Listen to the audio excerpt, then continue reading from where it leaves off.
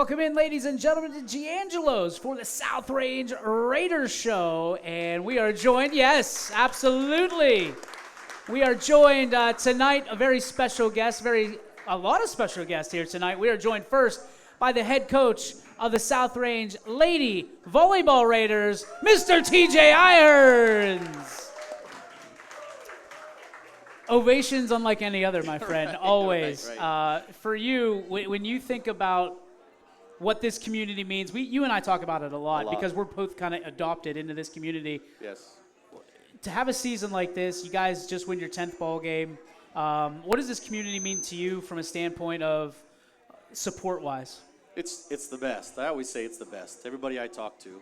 And I think everybody says, that when you feel like it's a family, everybody just says it. But I think South Range lives it. And there's no doubt about it. When somebody needs something, this community's there for them. When somebody needs support, this community's there for them. When there's a team that's going far, and it doesn't matter if it's a softball team, if it's a baseball team, if it's a wrestling team, football team, volleyball team, whatever it is, they get a lot of support. It's a great place to live. It's a great place to teach. It's a great place to raise kids. It's just the best. I love it. In adversity, these folks face a lot of adversity throughout the year. They may not see it. You've got football teams that have gone undefeated. You've got baseball teams that have won state, softball teams that have got success is measured obviously by people that are looking outside in. Sure. But inside out, the adversity these kids, these teachers, this community has gone through, yourself included, Sure. to learn through that and to be supported by these people. What does that mean to you, and what does that teach these kids? Yeah, it's huge. It's huge. And I did have my little setback a couple years ago, and my team was there for me. My teachers, friends were there for me. Obviously, this whole community came together, and it doesn't matter what it is. Whenever there is adversity, everybody sticks with each other. And I think it's just the positive people that we have here. It's just great. I think one of the coolest things is when the chips were down, South Range needed a hero. You stepped up into that role, and you've never backed away from that. Doesn't matter what's on your plate. It's like Thanksgiving, man. You just continue to put it right back on it. What is that about this community that you just always continue to say, yes, I'll do it if you need me. Yes, I'll do it if you need me. What as an outsider, how do you keep doing it time after time? Yeah, and I really don't feel like an outsider anymore, even though, growing up in Toledo and then coming here in 2000, I've kind of been here a long time now. But, I'm just always willing to help, and I feel like it doesn't matter who it is or where it is, but especially when we have, just our community and the kids that we have, the people that I work with and teach with, my family. It's just, I don't know. It's just kind of a lesson you learn when you're young that you hope that we're passing on to them. If someone needs help, you just help. To be in the school, right? Not in the same school necessarily, but to be in the school. How nice is that to be able to be one call away or one knock away from your girls if they need anything at all? Oh, it's the best. It's the best. And, you're going to talk to a couple of our seniors here tonight. And I was lucky enough, I get to have them in third grade, and I get to see them when they're that young, and then I get to see them, travel through South Range and this whole journey that they're on, school-wise, athletics-wise. It's cool to see them grow up and see their kind of adventure as they go through South Range. Do your students see you as Coach Irons, or do they see you as Mr. Irons? A little bit of both. Yeah? A little bit of both. Most of them know that I coach. If you just walk in my room, you kind of know I love sports just by looking around. But I think most of my students at the time see me as Mr. Irons, and most of these guys, I think when they're young, saw me as Mr. Irons. Some of them still call me that now, but most of them now I get to be Coach Irons, and it's nice to be able to be both. Let's talk about your girls. The reason why we're here tonight, obviously, you guys have had a heavy dose of travel. Yeah. You got to know those buses pretty well, and now you head back home. Your final 3 games, your final 3 matches at home in the Thriller Dome. What does it mean to come back home, and what have you guys been through that maybe people don't realize you've been through this year? Yeah. People don't realize sometimes, I think, the schedule we have just within our own league. When you look at a team like Girard, who's been state ranked, you look at a team like Lakeview, who's only lost 1 match all year. We have to play them twice each. And then we play team outside our league like West Branch and Boardman, and we do play Mooney and Ursuline both. We still have 1 more match with Ursuline.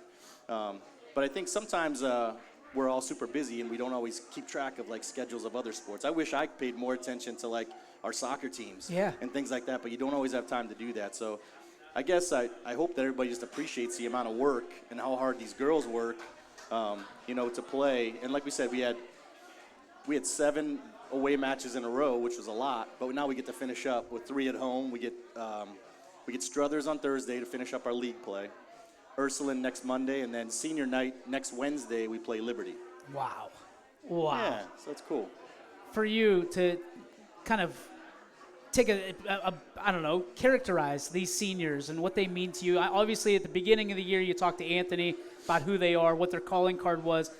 Now you're almost the entire way through the season. Has that changed at all? Have you seen, the different characteristics pop up that you like? Well, the cool thing about all these girls on the team is they're willing to do anything you ask them to do. Yeah. And, Hayden has been setting around for us. She's been playing front row for us. Whatever we ask her to do, she does. And then Ella has been playing right side for us for basically 3 years. And then all of a sudden we needed a middle. And she came to me and said, Coach, I'll play middle. You want me to play middle? I'll play middle.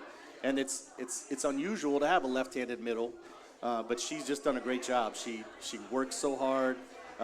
And both of those girls together are so supportive of the other girls in the team. It doesn't matter, freshman, sophomore, junior, whoever. I think they all feel like they can come to them and talk to them, and it's just we have just a fun group of girls, and it's led by those two. Selflessness is kind of the theme this year, I guess, with South Range, and it shows in volleyball as well. When that conversation happens, when Ella comes up and says, "Hey, Coach, I'll do it," as a coach, how does that make you feel? Oh, it's no surprise. Because if you know Ella and if you know her brothers, you know her family, most of us do. Yeah. We know that they're all about doing whatever's best for the team. But it's really cool to see that selflessness, but I said it's like not surprising at all. As we head to the playoffs, what are some things you want people to understand about not only the character of this team, but how you feel about the playoffs going in? Yeah, it's going to be interesting. We moved down to Division 5 this year with the switch of division. So the tournament's going to be a little different. But I really believe, we talked with our girls the other night just about building momentum as we go in.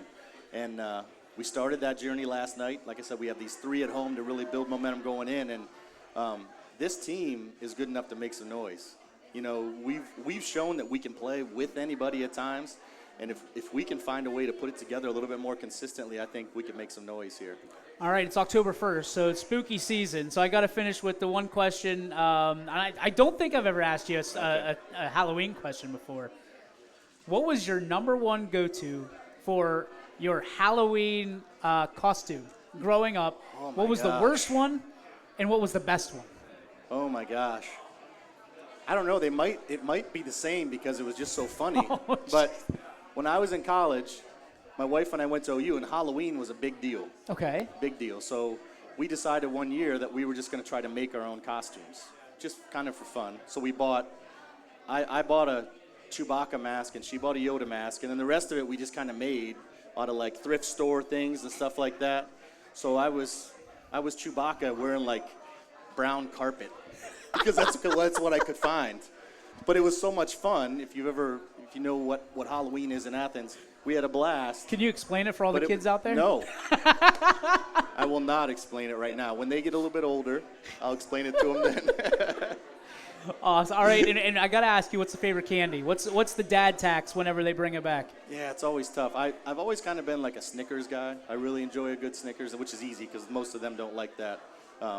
Kit Kats are good. Oh, the money. Yeah, That's my number one. So those two are probably the two Are you best Seinfeld guy? I'm not a big Seinfeld I was going to guy. say, do you eat the Snickers with a fork and knife? No, I don't do that. TJ, thank you so much. Ladies and gentlemen, Thank TJ you. Irons.